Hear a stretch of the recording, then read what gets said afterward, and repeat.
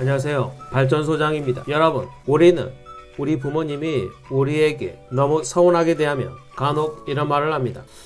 난 혹시 다리 밑에서 주워온 게 아닐까? 다리 밑에서 주워오진 않았지만 우리의 창창한 앞날을 막고 있는 부모님들도 간혹 있습니다. 그렇다면 우리는 이 난관을 어떻게 헤쳐나가야 할까요? 거기에 대한 답을 드리겠습니다. 내 친부모이지만 부모님 때문에 사는 게 정신적, 육체적으로 힘든 분들은 오늘 영상을 끝까지 시청해야 할 것입니다. 자, 그럼 오늘 영상 시작합니다. 독이 되는 부처님, 대처하는 방법. 우리는 어렸을 때부터 부모님의 말씀이라면 일단은 순종하는 것이 옳다고 생각합니다. 하지만 그것이 듣기 안 좋은 얘기였다면 순간적으로 불합리함에 반항심이 생겼다가도 금세 오죽하면 부모님이 그런 말을 했을까? 다 나 잘되라고 하신 말씀이겠지? 라는 생각으로 받아들이는 경우가 일반적입니다. 조선시대의 유교 사상의 영향으로 우리는 다른 어느 동목보다도 효를 매우 중시하는 문화에 살고 있습니다. 따라서 부모님의 말씀은 아무리 무리한 요구라 판단이 돼도 우리나라 정서상 쉽게 거절할 수가 없는 것이 현실입니다. 그런데 우리의 부모님도 한 명의 인간이고 잘못된 생각을 갖고 잘못된 행동을 할 수 있는 불완전한 존재입니다. 인격적으로 결함이 있을 수 있습니다. 사람이기 때문에 말입니다. 어느 부모나 자식을 사랑하는 마음이 있겠지만 그 방식이 꼭 정당한 것은 아닙니다. 자녀의 잠재력을 죽이는 말이나 행동을 하는 부모, 부정적인 말만 쏟아붓는 부모, 직업과 결혼 문제까지 사사건건 간섭하는 부모들을 우리는 종종 목격합니다. 그러나 부모님의 확신에 찬 가르침이 때론 매우 잘못된 방향으로 자식의 미래를 이끌 수도 있습니다. 우리 주변엔 부모의 잘못된 가치관과 훈육 방식으로 평생을 좌절과 행복의 늪에서 헤매게 된 사람들이 많습니다. 피해 의식에 사로잡혀 평생을 원망과 후회 속에서 살아가는 것입니다. 부모의 말이라도 자신의 목표를 정당하고 합리적인 이유 없이 좌절시킨다면 거부할 수 있어야 합니다. 여기에서 말하는 거부는 대든다는 의미가 아닙니다. 뚜렷한 자신의 길을 소신 있게 걸어나가며 부모의 잘못된 짓이나 명령에 순종하지 않아야 한다는 의미입니다. 그래야 본인도 나중에 후회가 없고 부모에 대한 원망도 남지 않게 됩니다. 그 순간에는 서운할지 모르지만 오히려 장기적으로 부모와 사이가 더 좋아지는 경우가 많습니다. 자식이 효도를 다했는데 부모가 자유롭게 대하지 않고 오히려 해칠 생각을 품는다면 그 자녀들은 어떻게 처신해야 하는가? 라는 질문은 우리 선조 때부터 오랫동안 고민하게 하는 의문이었습니다. 대다수의 유학자는 유교 사상에 따라서 부모에 순종하고 거역하지 말아야 한다고 가르쳐 왔습니다. 그러한 이유로 예전 우리 어르신들은 정말 복불복으로 집안에서 정해준 대로 결혼을 하고 그냥 그렇게 살아갔습니다. 저도 그 시기에 태어났다면 이렇게 노총하게 되지 않았을 텐데 말입니다. 아무튼 이런 식의 무조건적인 복종을 하는 사람은 오히려 부모에 대한 사랑이 없는 냉정한 사람입니다. 부모의 그런 잘못된 태도는 부모의 덕이 손상을 입는 것이고 심할 경우 부모는 악인이 됩니다.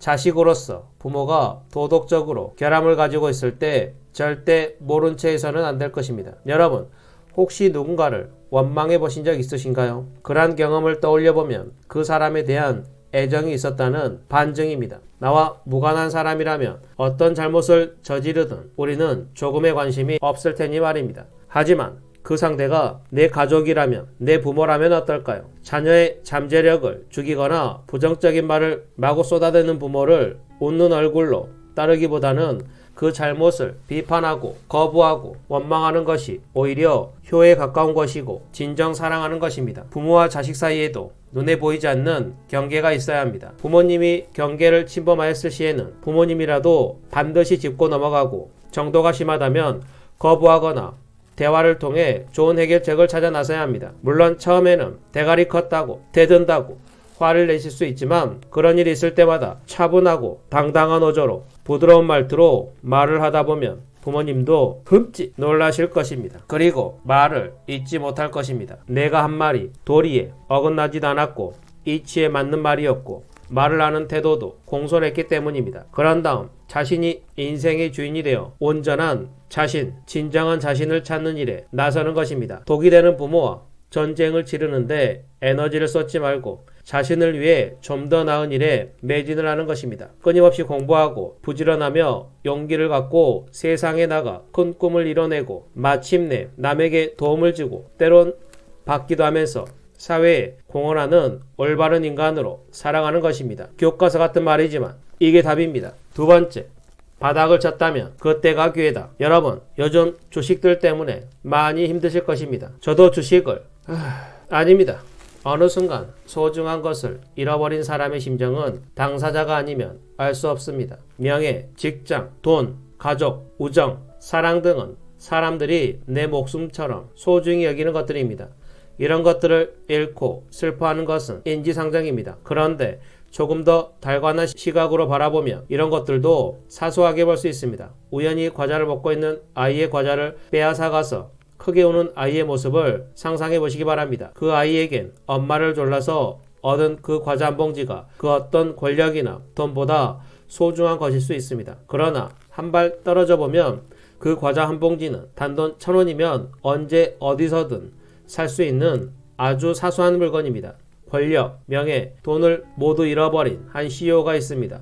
사고로 자식도 여럿 잃었습니다. 이 CEO는 한순간에 많은 것을 잃어버려서 매우 큰 슬픔에 빠졌을 것이고 억울하고 분한 마음을 견디기 힘들었을 것입니다. 하지만 그는 마냥 슬픔에만 빠져있지 않았습니다. 다시 고군분투하여 같은 실수를 저지르지 않기 위해서 사업에 매진을 해서 슬픔을 극복했고 이런 과정을 거쳤기에 세상에 달관한 시각을 가질 수 있었습니다. 조금 허무맹랑하게 들리는 교과서 같은 이야기이지만 제가 개인적으로 아시는 분의 이야기입니다. 그분은 바닥까지 떨어진 상황을 또 다른 기회로 만들었습니다.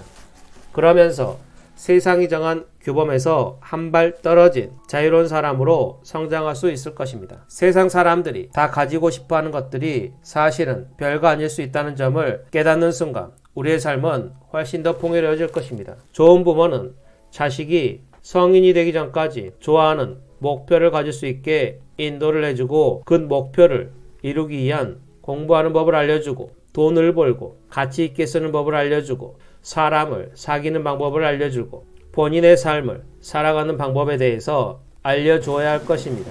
오늘은 이렇게 우리의 의지대로 마음대로 할 수 없는 부모님과의 인연에 관한 이야기와 힘든 상황이 왔을 때 극복하는 방법에 대해서 알아보았습니다. 구독자분께서 친어머니께서 70이 넘으셨는데 아직도 쓸데없는 잔소리를 하고 화를 내신다고 어떻게 하면 좋냐고 여쭤보셨습니다. 거기에 대한 해답을 드리고 오늘 영상을 마치겠습니다. 애미야, 이것 좀 해라. 네, 알겠어요 어머니. 애미야, 왜 그거 안 했니? 아, 죄송해요 어머니. 애미야, 이것 좀 해라. 네, 알겠어요 어머니. 애미야, 왜 이거 안 했니? 아, 죄송해요 어머니. 무한반복. 여러분, 정답을 찾으셨나요? 네, 맞습니다. 시엄마는 눈에 흙이 들어가도 절대 바뀌지 않습니다. 잔소리하면 네, 알겠어요 어머니 라고 하면 되고 왜 안 했냐고 소리치면 죄송해요 어머니 라고 하시는 게 답입니다. 오늘 또 긴 영상 시청해 주셔서 감사합니다. 오늘 영상이 유익하고 여러분의 삶에 도움이 되셨다면 구독, 좋아요, 알림 설정 부탁드리고 댓글에 발전소장님은 좋은 부모가 될 것 같아요 라고 남겨주시면 혹시 제가 장가를 가서 아이를 낳는다면 좋은 부모가 되도록 노력하겠습니다.